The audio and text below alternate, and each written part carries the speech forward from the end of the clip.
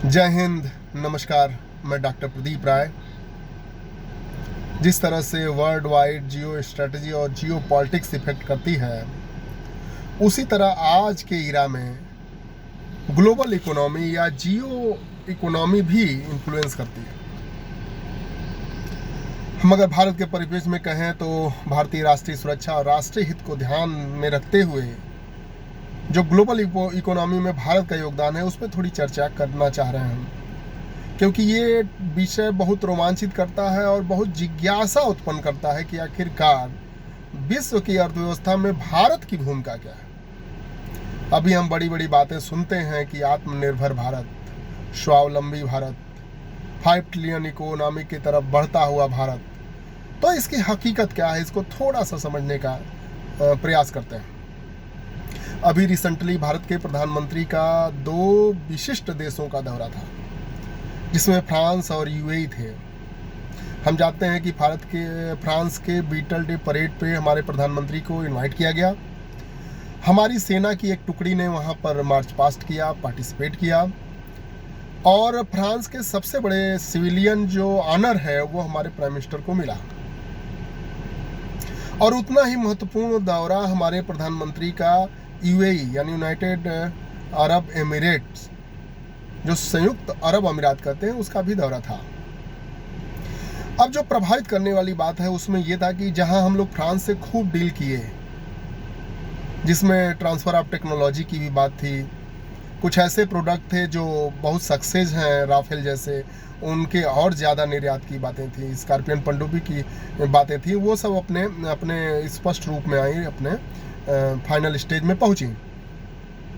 वहीं जब हमारे प्रधानमंत्री यूएई आते हैं तो एक बड़ा जो पैक्ट हुआ, जो हमें अपील किया, वो था इंडियन रुपीज और यूएई के दिरहम के बीच जो पैक्ट था। हम लोग जानते ही हैं कि खाड़ी राष्ट्रों में जो वेस्ट एशिया के समग्र राष्ट्र हैं, चाहे ओमान हो, यमन हो, कतर हो, बहरीन हो, कुवैत हो, संयुक्त राज्य अमेरिका, संयुक्त यूएई हो और सऊदी अरब हो, इस सब में भारत के मजदूर या कुशल कारीगर या बहुत से स्किल्ड लेबर काम करते हैं, और इंजीनियर भी हैं, अब तो साइंटिस्ट तक पहुंचने लगे हैं। तो ये लोग बहुत ज़्यादा पैसा भारत में वापस भेजते हैं, और ऐसे समय में भारत के रुपीज का यानी भारतीय करेंसी का मजबूत होना, ये भारत की मजबूती का प्रतीक है। हम लोग जानते हैं कि भारत $2 ट्रिलियन से भी बढ़ते बढ़ते इसका जीडीपी $3.75 ट्रिलियन तक पहुंचा है, और अभी हाल के सरकार का एक लक्ष्य $5 ट्रिलियन है। हर जगह बात करती है सरकार के लोग, नुमाइंदे बात करते हैं कि $5 ट्रिलियन इकोनॉमी की तरफ हम तेजी से बढ़ रहे हैं। अभी भारत विश्व में 5वीं बड़ी अर्थव्यवस्था है, आगे बढ़ के वो 3री अर्थव्यवस्था पर अपना गोल सेट की है, और इसमें थोड़ा सा वक्त लगेगा, लेकिन मान के चला जा रहा है कि 2030-35 तक ये लक्ष्य को प्राप्त किया जा सकता है, अगर सब कुछ अपने अनुकूल रहा और अपने स्ट्रेटजी के तहत चलता रहा तो। खैर, जो हमें अपील किया वो था कि भारत का रुपीज और यूएई का दिरहम के बीच में जो पैक्ट, इसमें 2 एमओयू साइन हुए, मेमोरेंडम ऑफ अंडरस्टैंडिंग साइन हुई। अब तक हम लोग सुनते रहे कि भारतीय रुपीज का प्रसार अन्य देशों में होगा, वहाँ चलन और प्रचलन में भारतीय करेंसी आएगी, लेकिन कोई अभी मूर्त रूप इसको साकार नहीं दिया गया था, यानी कोई सीरियसली वर्क इसके लिए नहीं किया गया था। लेकिन इस समय ये हो पाया, और अब तो एमओयू के रूप में एक पैक्ट भी साइन हो चुका है भारत और यूएई के बीच। यूएई के बारे में बहुत कुछ नहीं बताना है, वेस्ट एशिया का एक स्ट्रांग कंट्री है, जहाँ नेचुरल गैस और तमाम पेट्रोलियम और रिसोर्सेज मिलते हैं। भारत से बहुत ज़्यादा उनका इंपोर्ट एक्सपोर्ट है।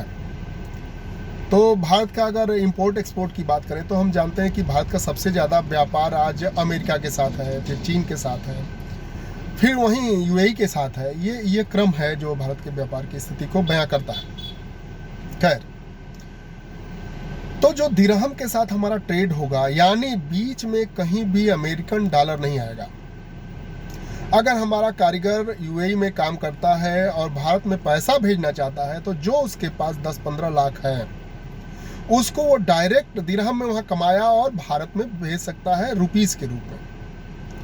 यानी बीच में यूएस डॉलर का एक्सचेंज जो कटता था, या यूएस डॉलर में जो उसकी स्थिति थी, वो अब कन्वर्ट नहीं करना पड़ेगा। यानी कुल मिला के जो भारतीय सरकार का डीबीटी योजना है, डायरेक्ट बेनिफिट ट्रांसफर, यानी बिचौलियों को खत्म करना, तो निश्चित तौर पे इसमें भी हम बिचौलिए को खत्म होते देख पा रहे हैं, और ये होना ही चाहिए।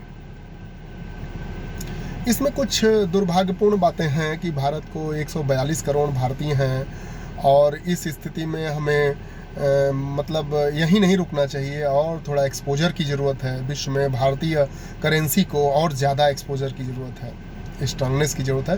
खैर, ये प्रयास जारी है और सब कुछ अनुकूल रहा तो ये होगा ही, होना ही है। जब हम बात करते हैं, अभी फॉरेन एक्सचेंज मनी की भी बात होती है कि जिसके पास फॉरेक्स ज़्यादा होगा वो ज़्यादा मजबूत स्थिति में होगा। तो भारत के अभी पीयूष गोयल और तमाम लोग बोलते रहे कि भारत के पास पर्याप्त विदेशी मुद्रा भंडार फॉरेक्स है।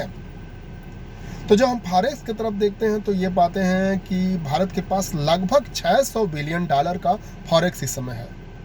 इंडियन गवर्नमेंट कहती है कि हाल में अगर कोई भी पेंडेमिक होगा या कोई आपदा होगी तो हम 5-7 साल तक हिलेंगे नहीं, अपने को सर्वाइव कर लेंगे। यानी कुल मिला के हम एक सिक्योर पोजीशन में अपने को पाते हैं। जब फॉरेक्स की बात होती है तो फॉरेक्स, अगर विश्व का क्रम देखा जाए कि फॉरेक्स में विश्व की स्थिति क्या है, वर्तमान स्थिति क्या है, तो उसमें हम चाइना को सबसे ऊपर पाते हैं। अब जानते हैं पूरे विश्व की इकोनॉमी को अमेरिकन डॉलर अपने हिसाब से चलाता है। तो ज़्यादातर राष्ट्र फॉरेक्स में अमेरिकन डॉलर की ही बात करते हैं कि हमारे जो विदेशी मुद्रा भंडार है उसमें अमेरिकन डॉलर कितना है। तो अगर इस क्रम को देखा जाए तो चीन लगभग 3 ट्रिलियन डॉलर के साथ नंबर 1 फॉरेक्स पोजीशन पे है। उसके बाद हम पाते हैं कि स्विट्जरलैंड है, और उसके बाद शायद जापान है, फिर स्विट्जरलैंड है, उसके बाद भारत का स्थान आता है जो 600 बिलियन डॉलर से ऊपर पहुंच गया है। अभी हाल के दिनों में कुछ हम विदेशी बहुत ज़्यादा इंपोर्ट किए तो डॉलर खिसका था, तो हमें लग रहा है कि 5.25 ट्रिलियन डॉलर के पास हो गया था, लेकिन फिर से 600 बिलियन डॉलर से ऊपर की स्थिति में पहुंच गया है। कुल मिला के जितना फॉरेन एक्सचेंज होगा डॉलर में होगा तो वो हमारे लिए मजबूत स्थिति को दर्शाएगा, ताकि हम विदेशी चीज़ों को ज़्यादा खरीद सकें और अपनी स्ट्रांग पोजीशन को होल्ड कर सकें। इसमें जो मेन बात आती है, मुझे लगता है कि ये विदेशी निवेश एक महत्वपूर्ण भूमिका निभाता है। जैसे विदेशी निवेश जितना भारत में आएगा उतना डॉलर भी आएगा।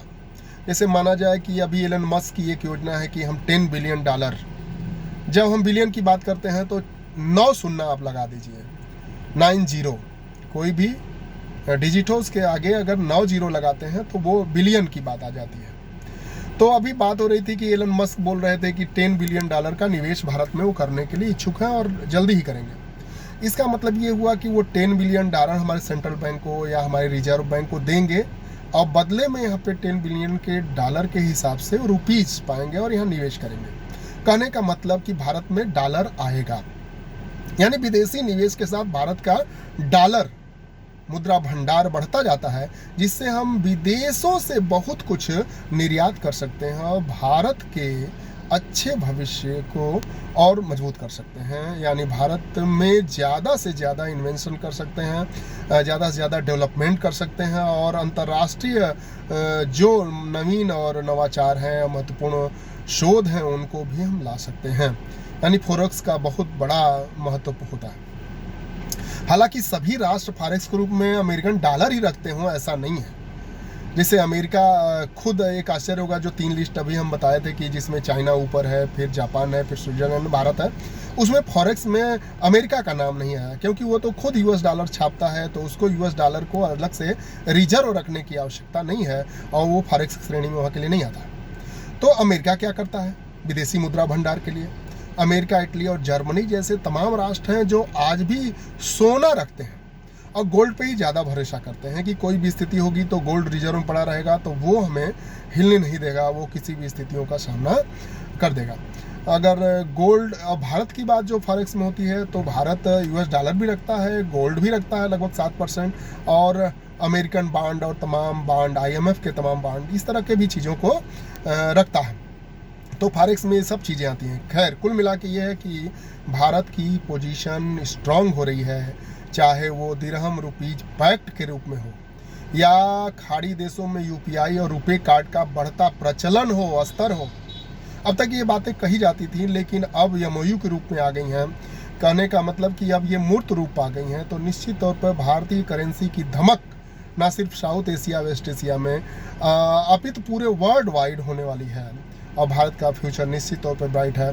और इस तरह सबको अपने हिस्से का, अपने जो हिस्से का है वो राष्ट्रीय सुरक्षा और राष्ट्रीय हित के लिए योगदान देना चाहिए। और कुल मिला के राष्ट्र सर्वोपरि है, राष्ट्र को आगे ले जाने के लिए प्रयासरत रहना चाहिए। जय हिंद, नमस्कार।